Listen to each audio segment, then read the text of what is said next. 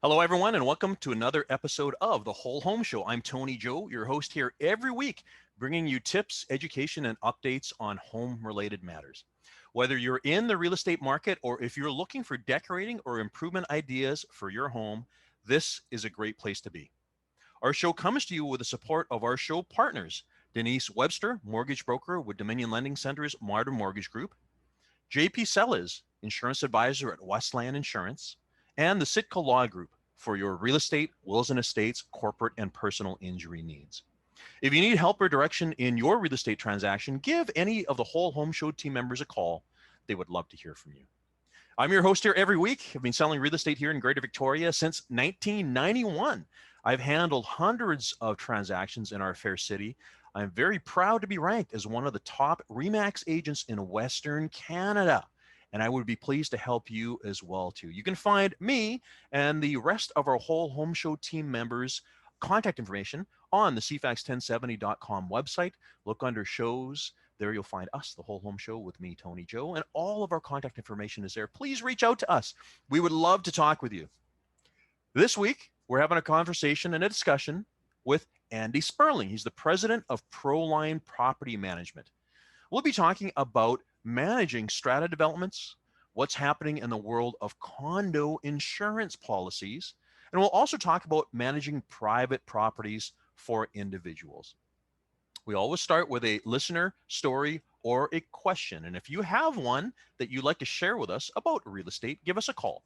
Our number is 250-414-6540. That's 250-414-6540.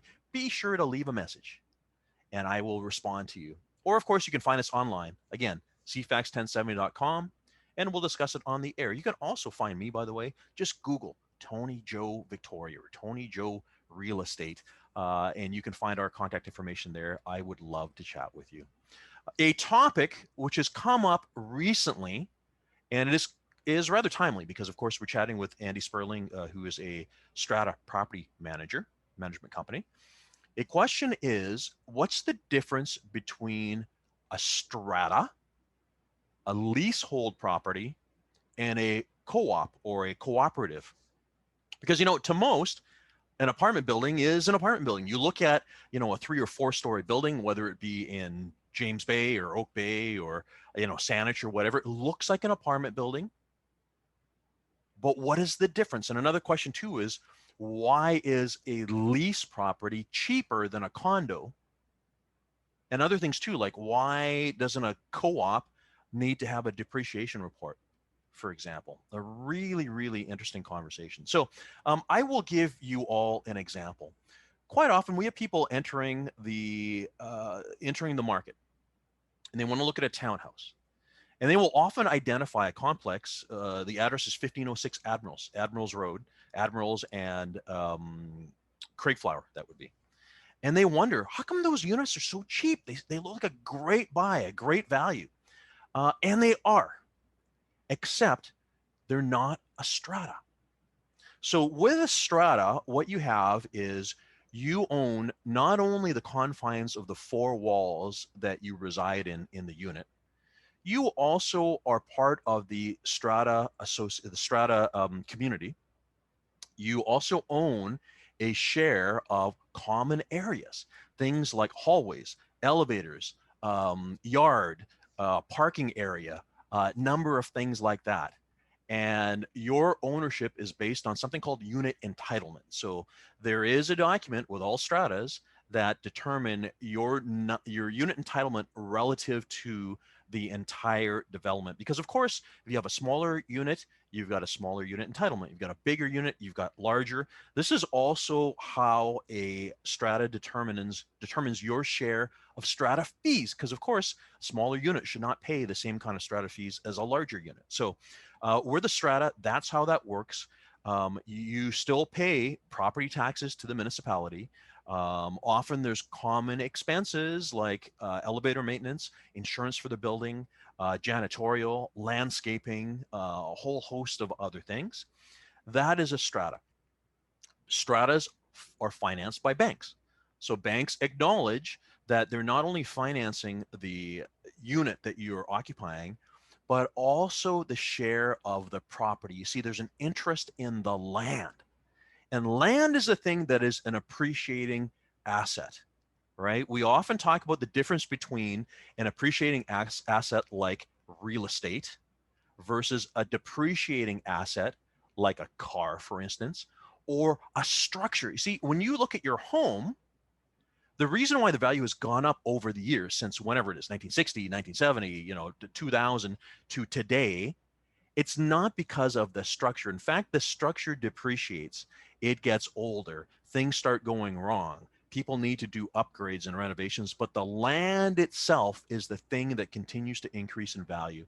And that's, there's the old saying, they're not making any more of it, which is true, especially in a town like Victoria, right? That is strata ownership. It falls under something called the Strata Properties Act. The Strata Properties Act. There's a number of things there. The Strata needs to have a council, needs to have an executive, needs to have a contingency reserve fund. So monies needs to be saved for a rainy day. There is a requirement in BC to have a depreciation report unless the Strata decides to defer it or not to have it. It must have financial statements and a whole host of other things, all really meant for consumer protection. That's a Strata. Now, let's touch on this whole leasehold situation. What's a leasehold property? Well, you will see, and I don't know if you noticed, but a few moments ago, I mentioned Oak Bay, James Bay. Why didn't I mention West Shore? Why didn't I mention Langford or Colwood? It's because leasehold developments typically predate the Strata Property Act.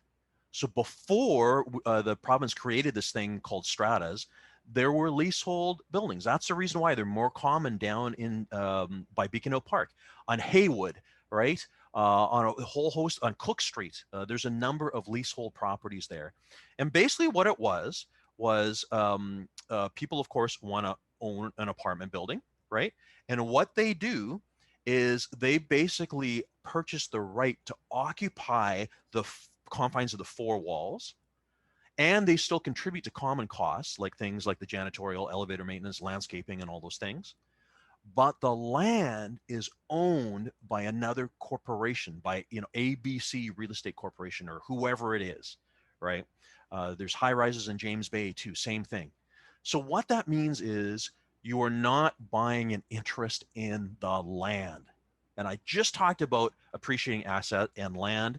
It also means that banks do not traditionally mortgage them. So you don't get a mortgage as you normally would because the bank has no security. They have no way to latch onto the land just in case the borrower defaults or anything like that. So that is the biggest difference. It generally means that a leasehold property needs to be purchased with cash. Occasionally, credit unions may finance them, but you're not looking at interest rates as you would with a mortgage. Interest rates are higher, or they might recommend a different type of lending instrument, maybe like a line of credit or something like that. So because of the fact that they can't be mortgaged traditionally, it really does reduce the pool of potential buyers who might buy in a leasehold building. I will tell you who the ideal buyer is for a leasehold building. I had clients myself. A retiree sold her house in Fairfield, bigger house in Fairfield, downsized, wanted to be in the Cook Street Village. She bought at, what is it, 505 Cook Street, I think it is, which is a leasehold building. She didn't want to tie up all of her cash in a condo, which would have cost a lot more money, because to her, it's just occupying is just the same. You live in the unit, you occupy the unit, but she was able to invest the balance of the money that she would have paid in a condo elsewhere. So that is the ideal leasehold buyer. Now, co-ops are quite different too. So a cooperative, what you're doing is you're buying shares into a corporation. Same thing. You are not. They are not financeable, right? Banks don't finance them. By the way, co-ops and leasehold buildings do not fall under the Strata Property Act, which means they are not required to have depreciation report, contingency reserve fund, and a number of things. There's so much to know. And if you have any further questions, lawyer is always a good person to talk to first. Make sure you contact your PREIT at Sitka Law Group, or of course, ask your agent, because your agent should know. So interesting conversation about stratas, leaseholds, co-ops. There's just so much to know. We're going to take a quick break here. When we come back, we'll be chatting with Andy Spurling from Proline Management. But as a reminder to everyone, we do podcast our episodes. So if you're a podcast listener, find us on iTunes or Google Play. Need to take a quick break. We'll be back in just a moment. Thanks for coming back. You're listening to The Whole Home Show. As we talked about before the break, many of our listeners might be thinking about maybe downsizing or changing from their home of many years to maybe a strata property and becoming part of a larger community. But the question is, what is a strata? How does it work? What is a property management company? And that's our guest right now. We have Andy Spurling. Andy is the president of Proline Management. Andy, thanks for joining us. Thanks for having me today, Tony. I'm excited to be here. Yeah. Okay. Question number one that people will ask: what is a property management company, and what is it that you do? First of all, for stratas, for strata development. Absolutely. Well, we are many things actually, and asked to be many things. But I would say at our root, there's a few main functions that we provide for strata councils. So any strata corporation has a group of volunteers that are elected every year to run the affairs of the strata corporation, to make decisions for that community. And so that's who we work with. And so in our role, we work with that team of people to make sure that bills get paid, that money gets collected by people who owe it, to assist with the budgeting program. So everything on that accounting side of the ledger, to run trust accounts, we take care of all that. We generate statements so that owners can see, where's my money going, how is it being spent, and how are we looking in terms of so things like finances, I mean, that's a requirement. Like a strata, under the Strata Property Act, has to maintain financial statements, right? They do, absolutely. Yeah. And and in self-managed stratas, we've helped out a number of them. Sometimes it's done very well. You've got a retired accountant who's perfectly suited to this role of managing that money. In other communities, you can imagine where you've got different levels of experience and types of expertise to try and run the books for a $200,000 a year operation or $1 million operation a year operation can be incredibly complicated. So that's where I think you see some value in property management companies coming in and really being able to take that load off the shoulders of volunteers. Yeah. And so we have a team, we have a whole accounting team that manages that. We've got 3 CPAs that work for us that make sure the accounts are done properly, that the trust accounts are all in order, and that your money's being spent the way that it should be spent. And I think one of the key things in any community that a property management company can and does do, whether it be with finances or otherwise, is some of the dirty work. The last thing that you want to do when you're a council member, you volunteered your time, you want to help out, you want to make a difference. You probably don't want to knock on your neighbor's door and say, hey, I noticed you haven't been paying your strata fees. You probably don't want to go downstairs and say, hey, that fine that we applied a month ago, you still haven't paid it. Where is it? Yeah. So because, to be the heavy a little bit. I mean, I think they say that money is the cause of most, marriages ending. Yeah. And so in a community, you've got all these people living in close proximity. And the last thing you need to do, I think, is introduce some of those additional challenges of now being the rent collector, of being like, I love that word, the heavy. The heavy, yeah, because there's nothing worse than like passing in the hallway or being in the elevator and like, I feel kind of bad about this, right? Exactly. Or knowing, that person upstairs, they're being pretty noisy tonight and they haven't paid their strata fees. And so now this is a great time to go up and mention both those things to them. Yeah. You can start to imagine how that relationship's going to grow. Or, lots of older buildings have laundry machines as well. And, as a council member, do you want to be collecting laundry coin and rolling it and depositing it in the bank and writing checks for suppliers? And there's a whole host of those sorts of things. And kind of like what I started off with is, for a lot of people, the move was to simplify life, was to go from their home that had a lot of maintenance down to something where they just want to be able to lock the door and have it taken care of. And all of those affairs that maybe sometimes people forget about, those are things that you guys take care of in the property management end of things. Exactly. So on the financial side, all of those affairs, there's a significant administration side of strata corporations as well. And so there's the idea of you have to have regular meetings, and the way that those meetings are recorded so that other owners know what's going on, so that prospective purchasers know what's going on, so that the realtors know what's going on.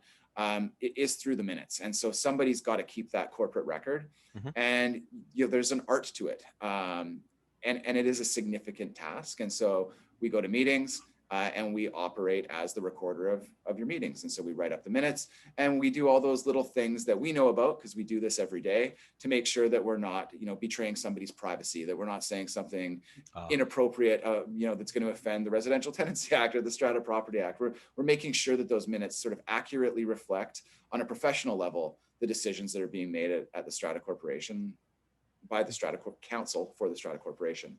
Yeah. And there's all the preparation that goes into that. So preparing agendas and making sure that the items that need to get discussed, as well as action lists after. So now we've had our meeting, who's doing what, to make sure we don't lose sight of those things. All things that people can do and volunteers can do, but it just, again, is an added layer of complexity and can be challenging for a strata. I'm sure as a realtor, you've looked at the minutes of buildings and thought, why are they rehashing these interpersonal conflicts in their minutes? This is, both highly inappropriate, but also making it very difficult to generate interest in purchasing at this property. Well, I'm glad you brought that up, because it's true. And I know you guys would see them because, of course, you inherit a lot of what were self-managed buildings, right? Yeah. And you're right. Like, we've read through minutes of smaller self-managed buildings, and it's like, oh my goodness, like, when somebody's trying to buy, they want to look deep into the goings on of the strata. And, whereas you can't hide things, on the other hand, sometimes with, if a strata forgets about meetings, and, sometimes they only meet during their required annual AGM, right? And it makes you wonder what else is going on, right? Yeah.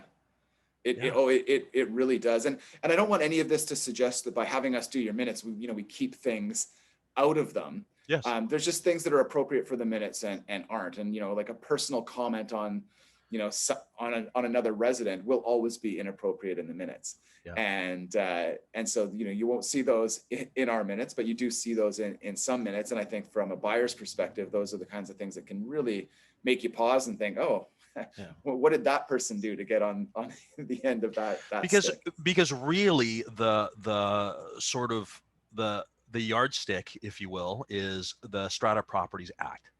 Yeah. And that's what you guys work with day in and day out. And sometimes for maybe a smaller self-managed strata, like I've gone through the Strata Properties Act. I haven't read the whole thing. There's a lot in there. And, yes. It's a lot for somebody who's just doing it for fun to try to deal with. But again, that's why guys like you guys are around, right? Yeah, I mean, and the Strata Property Act is a part of our administrative sort of oversight and services that we provide. We're not lawyers, so we're not giving legal advice on the Strata Property Act, but we are licensed to provide advice on it. And as you say, like virtually nobody's read the entire Strata Property Act. I have. Yeah. I was really, really tired one day, but I couldn't fall asleep. Well, you got a background. You went to law school, right? I did go to law school. Yeah, I am actually a lawyer, so I'm always a little bit careful when I say, we're not your lawyers, and I so I can practice law for my company, but not for our clients. Mm-hmm. But I do have that legal background, which is incredibly helpful because, the Strata Property Act is legislation like any other legislation. And there's always weird anachronisms in how you interpret legislation. And so, an issue that we'll see all the time, and you can easily see councils get hung up on, is they're like, well, I found this provision of the act and it says we can do this. And say, well, yes, it says you can do that subject to the regulations. And then when you go to the regulations don't address it. So it's an enabling provision that might one day allow you to do something like it says, but right now you can't do any of that. And so, we're able to walk people through some of that complexity. And on the administrative side, I mean, complexity, I think in all of our lives has been increasing in many ways. It's absolutely true of the Strata Property Act. I mean, it's, and just of stratas in general. Yeah, the act isn't getting smaller. It's getting, in fact, it's getting bigger. Getting smaller. Yeah. They're not simplifying the Strata Property Act. No. And the expectations of strata owners, rightly so, are not getting simpler either. Like, people are more and more sophisticated. People know what to look for. Sort of gone are the days of, well, I loved the building, so I bought there. Now people want to know, like, well, how are you funding your operations? How are you funding your long-term maintenance obligations? What's coming down the road? What does the depreciation report say? How's insurance looking? Like, there's lots of questions out there, and they're questions nobody used to ask. No. It used to be, love the view, love the Let's look. buy it. Yeah. Let's buy it. Yeah. And, you know, and there might still be some purchasers out there, and you'd be able to speak to that. But it feels like, you know, realtors understand the strata property world a lot better than they did when I started 13 years ago. Owners definitely do as well. And so, Well, hey, listen. On that topic, hold your yeah, thought, because we need to take a quick break here. But we'll pick this up when we come back. We're chatting with Andy Spurling from Proline Management. Back in just a moment. Thanks for coming back. You're listening to The Whole Home Show, and I'm Tony Joe. Our show comes to you every week with the support of our show partners: Denise Webster, mortgage broker with Dominion Lending Center's Modern Mortgage Group; JP Sellas, insurance advisor at Westline Insurance; and the Sitka Law Group for your real estate, wills and estates, corporate and personal injury needs. If you need help or direction in your real estate transaction, give any of the Whole Home Show team members a call. They would love to hear from you. You can find their contact information by going to cfax1070.com. Look under shows. There you'll find us, The Whole Home Show, with me, Tony Joe. Or you can always reach out to me. Just Google Tony Joe Real Estate Victoria. You'll find me. And by the way, if you are a podcast listener, you can listen to any of our 180 episodes over the course of the last 4 years by going to iTunes or Google Play and download any of them. We are talking about property management, and we just before the break, we were talking about strata property management with Andy Spurling. Andy is the president of Proline Management. Andy, again, thanks for coming back. Thanks for having me. Hey, listen, I need to give you a call, because you guys, you know, what prompted this is that you guys have been putting on information series for your clients, like your strata developments and stuff. And I think it's great. You've had great speakers. You've had great content. I've jumped onto a couple of them. I think that's a great value added service that you guys do. Thank you. I really appreciate that. I mean, the best part about it might be that besides being, I think, useful and valuable from an informational purpose, they're also fun to do. Yeah. And it really is nice to engage industry experts, as you know, through your show, yeah, to really bring like a different perspective to people. And I think that one of the things I enjoy doing in those sessions most is when there's time to talk at the end. Yeah. You know, before our break, we were sort of talking about the administration and the accounting part of what we do. I think one of the other things that you end up getting from experienced managers is their experience. And you know, the strata world is an interesting one. We were talking about its complexity. And for most strata owners or council members, you know, you go to maybe one meeting a month or one meeting every 2 months, or yeah, one annual meeting a year. And we're going to them every day. Yeah. Yeah. And so the things that, you know, might seem intimidating to one, for us are our routine. And we've seen how other people have approached very similar problems. And so that ability to kind of bring that advice and experience is really useful. Yeah. And when I'm talking to other industry experts, I always love that opportunity to engage them at the end of a session, sort of ask the questions that our clients are asking, to ask, you know, to discuss the issues that I've seen arising and that we as a team see arising, really just to get those different insights. And that's something that you really do get from an engaged manager is, you know, how to approach certain situations. You know, I've seen, for example, like so many pet restrictions, yeah, tried to be changed. And so I know how that meeting will go almost 100% of the time. I can tell you. And speaking of which, hold on that one here, because yeah, any realtor that's listening right now, do yourself a favor. If you have a buyer who is hoping to change a pet bylaw so that they can buy a unit, don't do it. Just find another unit. That's an age-old one, you know, that comes up. I don't think you could have nailed that advice any more than you did, Tony. That's 100%. Just don't do it. It's not. Anyways, we don't have enough time to cover that. That's a lot more. Hey, the other thing too, I want to talk about your series that you've been doing is Proline Management has always been very active in the community. In particular, I see you guys. I see Eric at CFAX Santa's Anonymous Miracle on Broad Street every year. I love that. You know, I'm often there as well, you know, as a CFAX family member. And man, you guys do great stuff out there in the community. Thank you. I appreciate it. It's always been important to the organization. It's something that our team loves to be involved in. And it's just a wonderful opportunity when working with communities to, you know, be a bigger part of our own as well. So and actually, we're passionate about. Here's something else I didn't think about touching on today, but we've got it today, is you guys were very early adopters when the Victoria Real Estate Board created an online strata document prop um, The system. program. Yeah, Strata This, docs. Yeah. yeah, I was there because I was on the task force back in 2000 and whatever it was, 2006, 2007, to the point where the rest of the province of BC realtors complain all the time. It's so hard getting strata documents, and how just the whole act of running back and forth and all that kind of stuff. You guys were early adopters. You were right on there. Proline's one of the largest, if not the largest, property management company in Victoria. And really thanks to you and the realtors, again, listening, if you are thankful for StrataDocs Online, you got to give kudos to Proline Property Management, because truly you guys were one of the founding members there. Yeah.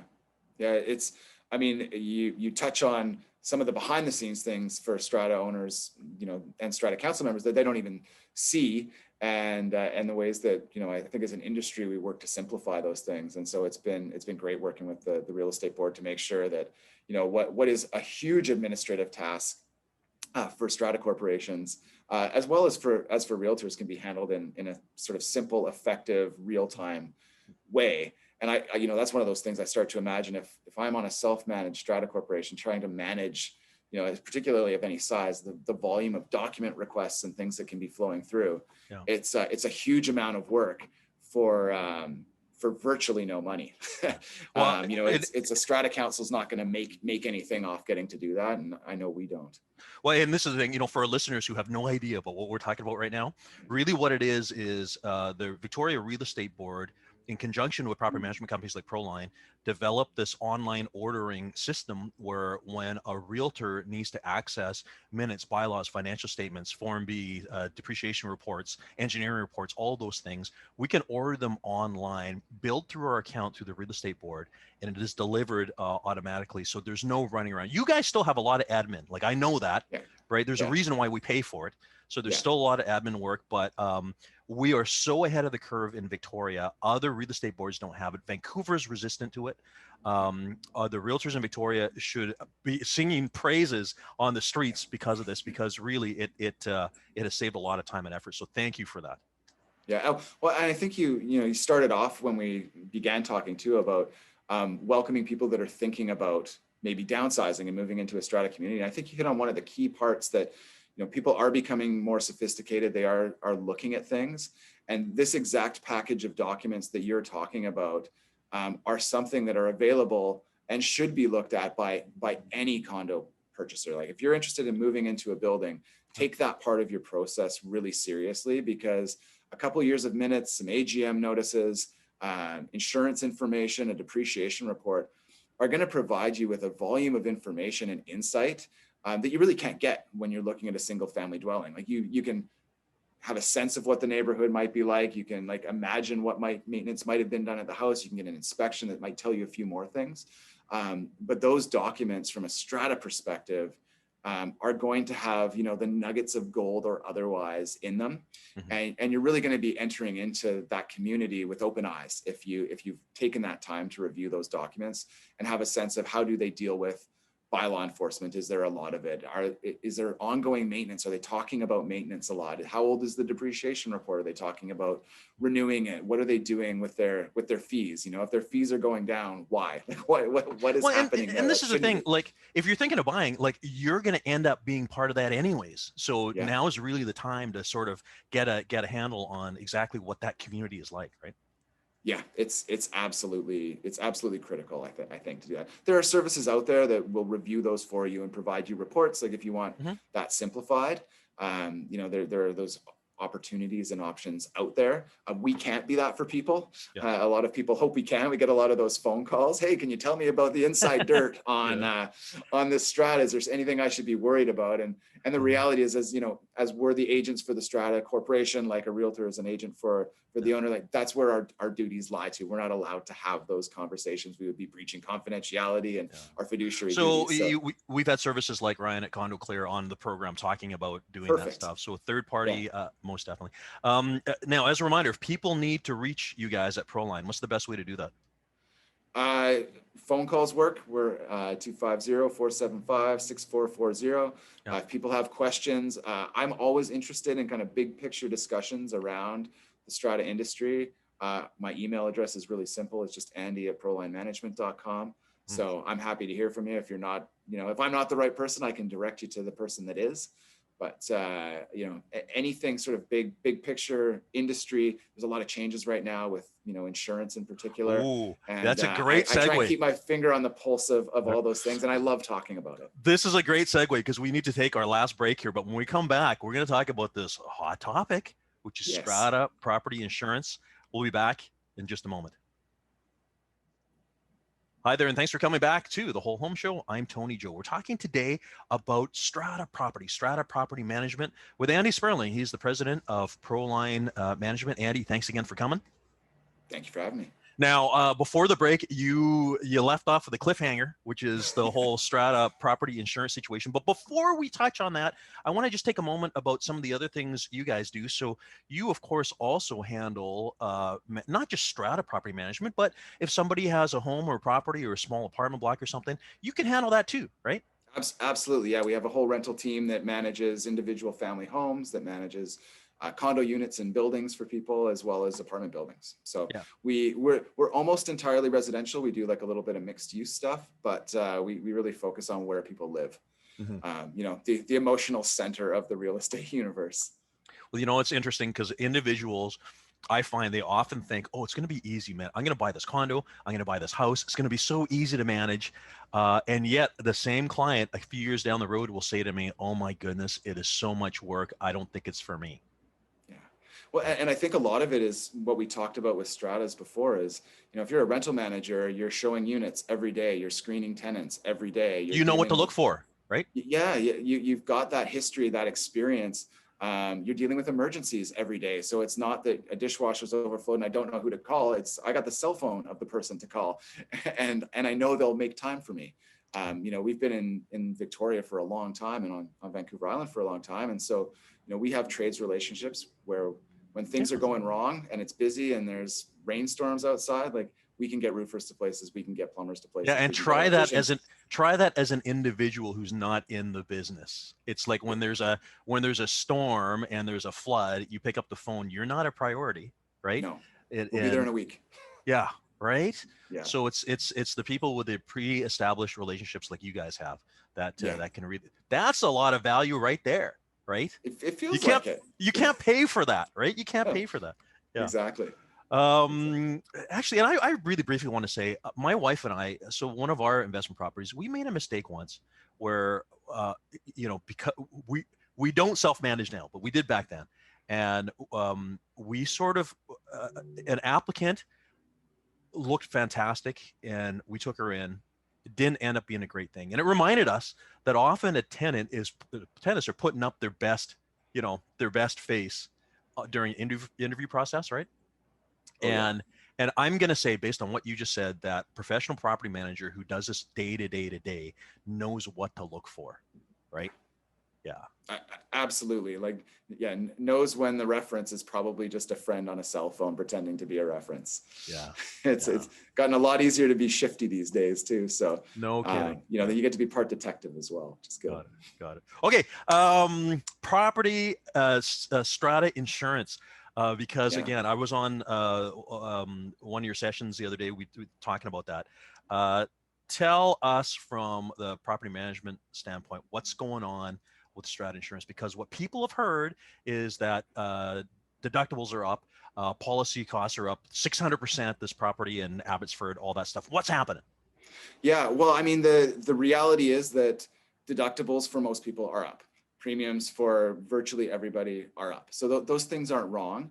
But like anything, they're up differently in different places and in different types of communities. And so Vancouver's problem is similar to ours, but exponentially more challenging than ours. We're not aware in Victoria of a residential strata community that wasn't able to get insurance. We're aware of some that have had significant increases based on their value and their claims history. But as a strata owner, you can be 100% confident that your strata insurance is going up this year. And that's partly because insurance premiums are going up, and it's partly because construction costs have been rising. So, at a same time that we're having this insurance market harden, we're also seeing rising construction costs. So, you're going to have an increase of probably 8% in your replacement cost value. and then which is a direct sort of tie to your premium. And then you're going to have somewhere between a 15 and 30% increase in your premium likely. And so That's just we're a reality. seeing, and that's just reality. And that, in Victoria, on Vancouver Island, we've got a series of, smaller buildings that have lower replacement values. And so insurers are a little more willing to take bigger risks on those properties. And so you don't have, you're not having to find 8 insurers to cover something. You can get 2 or 3. And so we're really seeing those in that kind of 20%, 30% range.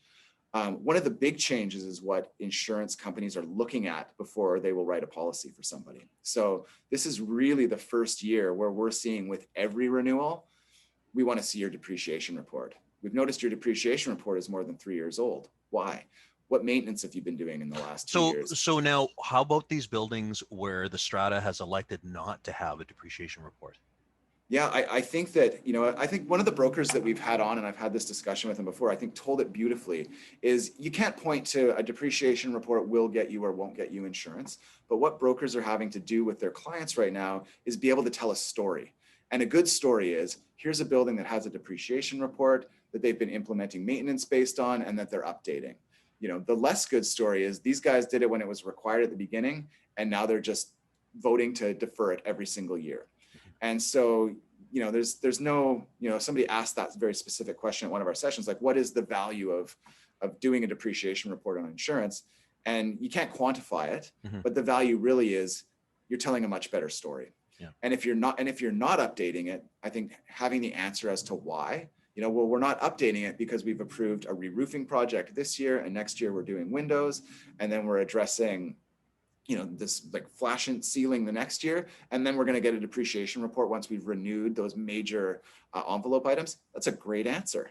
And you can show them the documents that, we've approved this special levy, or we have this in our reserve fund, because insurance companies are looking at financial documents. They're looking at your maintenance history. They're asking sort of more and more probing questions. Well, they should, because the insurance companies are there. They're not there to write checks. They're there to determine risk, to assess risk, right?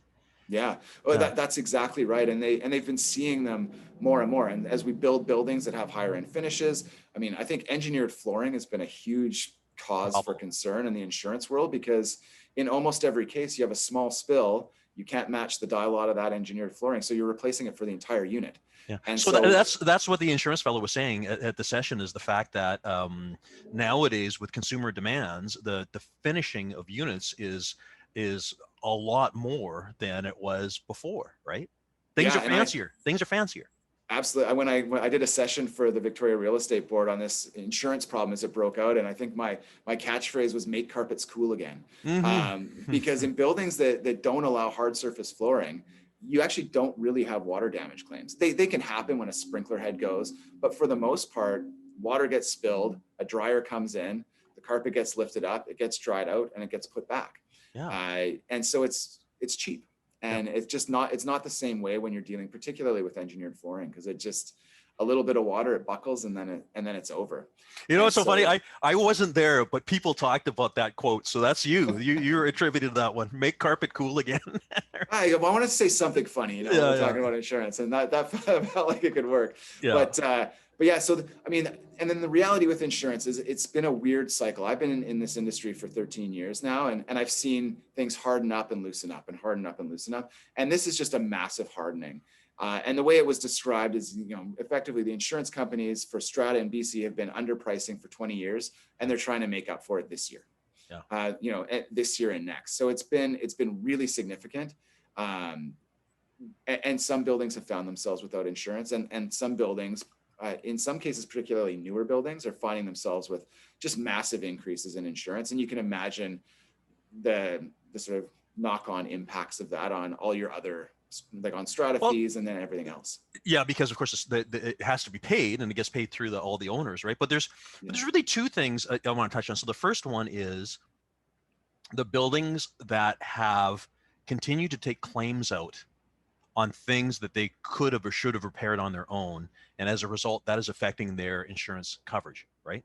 Yeah, it tells a terrible story. So if they're able to get coverage, those are the buildings that you're seeing pay more and more, or they're having conditions attached to their insurance. And so in Vancouver, it's very common right now for a building to be told, okay, well, we'll cover you, but we're not actually going to cover any water damage claims until you repipe your building. Wow.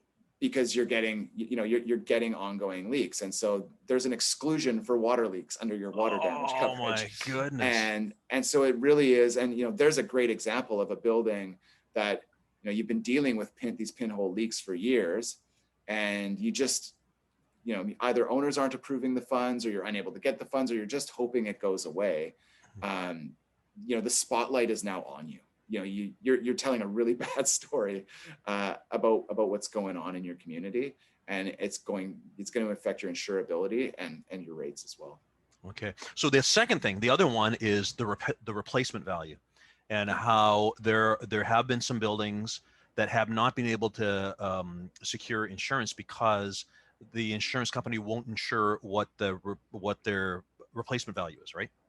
Yeah, that's exactly right. And so most insurance policies work on a subscription basis. And so if you've got a building that it's going to cost, $10 million to replace, an insurance underwriter might be willing to take on $10 million of risk, or two insurance companies will take on $5 million of risk. And so you actually have some market competition. Mm-hmm. When you get up to a building that says, let's say $100 million in risk, you might be needing to involve every single underwriter that's working in Strata in British Columbia to cover your 100 million. So for example, you look at buildings like in Vancouver, you look at Vancouver House or some of these other high rises that have hundreds of units. Yeah. And that's what we're talking about, right? And we have those buildings in Victoria as well. Like we have some really beautiful high-end buildings that are in that sort of 80, 90, 100, $110 million replacement. And the way that the insurance market works, and it's supposed to be for fairness, is once you get your group of subscribers together that can cover the amount, you go with the highest price and the worst terms, so that nobody's being forced to provide insurance coverage at a rate less than they can. So if you've got somebody that'll, to take simple terms, do it at $2 a square foot, and then somebody's like, well, I'll cover that last 10%, but I need $5 a square foot. Oh. The market doesn't say, people put in, it's like everybody gets $5 a square foot, because you share the risks and the rewards proportionately. And so that's part of what we're seeing for some of those higher increases, is somebody then coming in and saying, well, I'm doing the last 10%. And what we're hearing from colleagues in Vancouver is you're getting coverage of, say, 80%, and it's going to be $200,000 to renew. That last 20% costs $300,000. And so it's kind of like a first mortgage and a second mortgage. Like you're paying a higher rate in the second, right? Exactly. But the problem is that you're paying that second mortgage rate on your first mortgage now to get the coverage. And so that's where we're seeing one of the big challenges. And so there's talk about, at the government level, can you change that? But the big balancing act at the sort of regulatory level is, how do we ensure a system that's fair and transparent for consumers, but that doesn't drive all these private insurers right out of the market, because that's only going to make things worse. And so government's got a really tough job. I don't envy trying to solve this one, because there's many moving parts. For sure. Well, hey, Andy, thanks so much for coming. There's so much to talk about. We will have you back, because there is a lot more as well too. Yeah. Andy Spurling, president of Proline Management. And you said you've been in the business for 13 years, but the family has had Proline for a long time, right? Yeah. Well, it's been in the family since 1985. So I've been back on a full-time basis for 13 years, but I've done many jobs throughout our 35-year tenure. Amazing. Well, thanks for coming. And to the rest of our listeners, we'll be here for you this time next week.